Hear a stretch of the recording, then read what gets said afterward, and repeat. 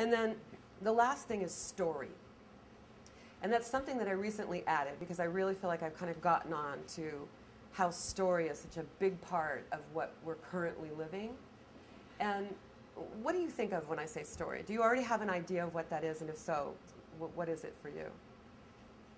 Something feels already written or something. Okay, already written, something that's already written. It feels like the story that people tell themselves about what their life is. The story that people tell themselves about what their life is and who they are and what they can do and what their limitations are and how smart they are and where they fit in the world. And sometimes that story is a great story. You know, sometimes it's a fabulous story. And sometimes it's not. And in my experience, and I don't understand this exactly, it seems like the story that's chattering away in there mostly when we're not tending to it is not a very good story. Does anybody have that experience? Absolutely. So, like, what's the story? You don't have to get into a lot of detail about it, but just like a couple of little things that you know are the story that you tell yourself all the time. Just yell them out.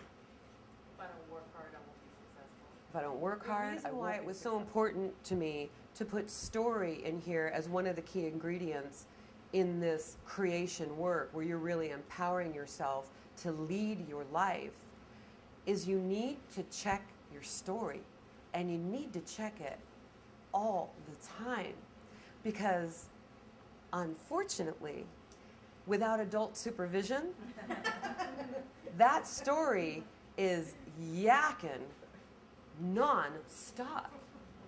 And it's non-stop finding all kinds of worry and doubt, you know, like somebody digging through a closet. It's like in there going, but you can't, and I don't think so, and maybe, and that might not be right, and it might not be true, and I don't know, and if you don't, and it's like, if, you know, once you really turn the volume up on your own awareness, it's daunting to realize how much that story is running in there. I've heard things like tapes.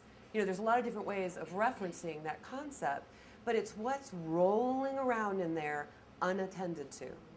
And, you know, when we talk about a conscious life versus an unconscious life, it's really, you know, turning your vision in a real conscientious way and listening to what you're saying to yourself on a regular basis. And this is a huge foundation of the work that we do.